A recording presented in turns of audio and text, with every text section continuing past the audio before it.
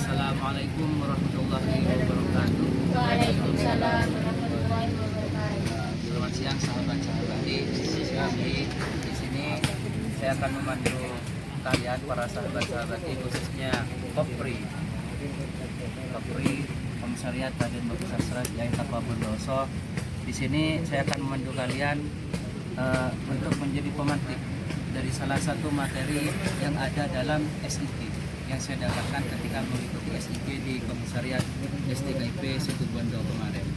Jadi dalam materi SIG kemarin itu ada salah satu materi yang namanya konsep dasar Islam, yang mana konsep dasar Islam ini adalah rancangan fondasi Islam. Jadi pada dasarnya materi konsep dasar Islam ini sudah ada di Mafaba yang kita kenal dengan aswaja di dalam materi Mafaba itu. Cuman mungkin di sini itu pembahasannya langsung di konsep dasarnya Islam. Berawal dari manakah konsep dasar Islam ini? Berawal dari sebuah hadis Nabi yang bunyinya seperti ini. Wasataftariqu ala ummati salasi wa sab'ina millatan kulluha finnar illa millatan wahidatan. Qalu wa ma hiya ya Rasulullah? Qala man kana ma ana alaihi wa ashabi. Yang mana dalam hadis tersebut itu dijelaskan bahwa umat Islam akan terpecah belah menjadi 73 golongan. Yang semuanya itu masuk neraka kecuali satu golongan. Siapakah golongan tersebut? Golongan orang-orang yang mengikuti Rasulullah dan para sahabatnya. Nah, berawal dari hadis itu, isi dari mangkana ma ana alaihi, dan isi dari ma itu, maka lahirlah sebuah konsep dasar Islam. Apa konsep dasar Islam tersebut? Yang pertama iman, terus yang kedua Islam, yang ketiga adalah ihsan. Jika kita berpacuan kepada kajian-kajian yang ada di dalam pondok pesantren, kita bisa memahami bahwa yang dimaksud iman ini, yang dimana-mana kita pelajari dalam kitab Safinatun Najah itu, bahwa yang dinamakan iman ini adalah secara bahasa itu adalah membenarkan atas baik membenarkan perkara yang baik atau bahkan perkara yang buruk. Namanya juga secara bahasa masih global sifatnya, tapi diperjelas dengan secara istilah. Bagaimana? At-tasdiqu bi jami'i ma ja'a bihi Nabi sallallahu alaihi wasallam. Membenar. Dalam hadis tersebut dijelaskan bahwa umat Islam ini nantinya akan terpecah belah menjadi 73 golongan. Semua golongan itu akan masuk neraka kecuali satu golongan. Siapakah golongan itu?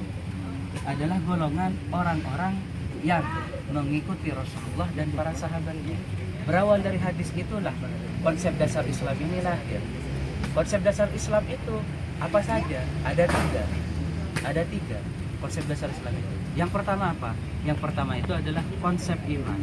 Yang kedua konsep Islam. Yang ketiga konsep ihsan. Adapun konsep iman di sini melahirkan sebuah ruang lingkup. Ruang lingkup apa? Ruang lingkup akidah atau tauhid. Adapun ruang lingkup yang dilahirkan oleh Islam di sini, adalah ruang lingkup fikih. Fikih itu apa? Yang menjelaskan tentang hukum-hukum syariat Islam itu. Adapun konsep ihsan melahirkan sebuah ruang lingkup yang namanya tasawuf atau akhlak hati. Jadi yang pertama adalah konsep iman. Konsep iman di sini yang tadi saya jelaskan melahirkan sebuah ruang lingkup yang namanya akidah. Sebetulnya apa sih yang dimaksud dengan iman di sini?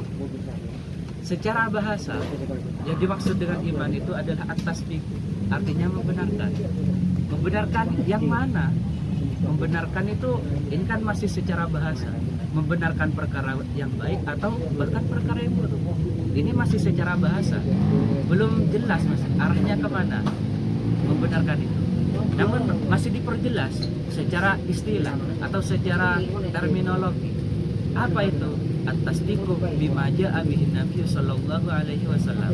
Membenarkan semua apa-apa yang datang dari Nabi Muhammad sallallahu alaihi wasallam.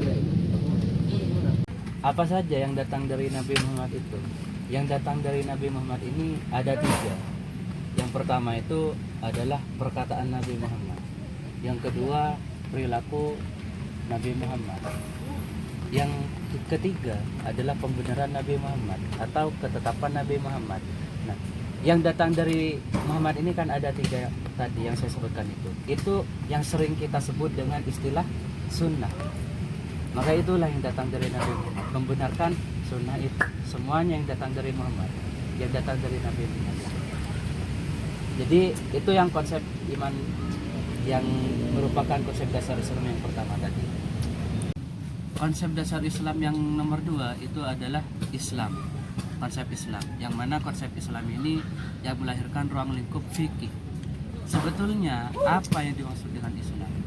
Jika kita tanya secara global, apa sih itu Islam? Islam adalah agama. Iya, Islam memang agama.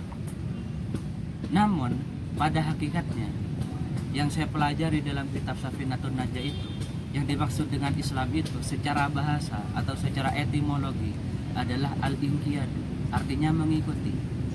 Artinya mengikuti. Itu secara bahasa, Mas. Mengikuti yang bagaimana? Ya terserah.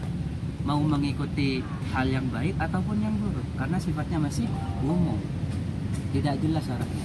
Namun itu masih diperjelas kembali, sama seperti konsep iman tadi. Yang dimaksud dengan iman tadi diperjelas dengan secara terminologi. Yang dimaksud dengan Islam itu adalah al-inqiyadu lil ahkami syar'iyyah, mengikuti seluruh hukum-hukum syariat.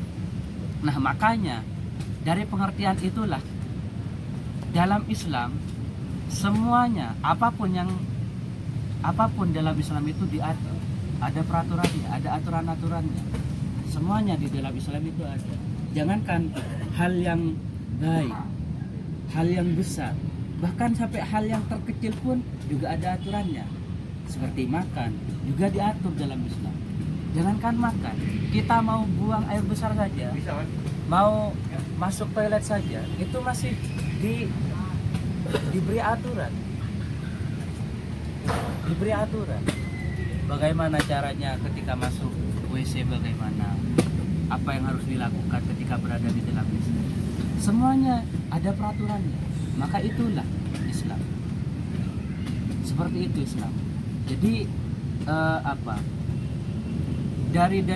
dari definisi tersebut kita bisa mengartikan bahwa Islam itu indah.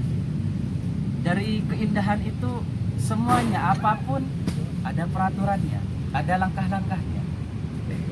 Hal yang bisa dikatakan sepele akan menjadi pahala jika diniatkan dengan ibadah. Itu Islam. Sangat indah. Sangat indah itu Islam. Makanya kan Islam itu sering kita sebut dengan rahmatan lil alamin. Iya, memang benar. Memang seperti itu. Jadi begitu sahabat-sahabati yang bisa saya sampaikan terkait konsep dasar Islam itu. Dari konsep dasar Islam yang 3 tadi itu mungkin hanya itu yang bisa saya sampaikan. Mungkin ada yang ingin ditanyakan. Oke, baik. Jika memang tidak ada pertanyaan dari pemaparan materi saya ini, saya pesankan terhadap semua sahabat-sahabat ini, khususnya yang Kopri ini, ikutlah SIG. Karena dalam SIG itu berbeda, suasananya itu berbeda dengan suasana Mapapa. Karena yang dibahas dalam SIG itu ya perempuan, lebih mengarah kepada perempuan. Seperti ada materi yang namanya fikih perempuan, perempuan perspektif Islam, perempuan perspektif hadis. Jadi sangat menarik untuk dikaji. Sangat menarik dikaji. Jadi saya pesankan kepada para sahabat-sahabat ini, ikutlah SIG agar kalian benar-benar paham terhadap hak-haknya kalian, khususnya yang kader Kopri ini. Jadi perempuan ini harus bagaimana? Jadi agar kalian itu tahu sebetulnya perempuan ini haknya apa, terus perempuan menurut Islam ini bagaimana, secara hadis perempuan ini bagaimana, apakah perempuan ini pantas menjadi perempuan itu, apakah pantas atau tidak, ya di sana juga dibahas. Jadi sangat seru pembahasan SIG ini.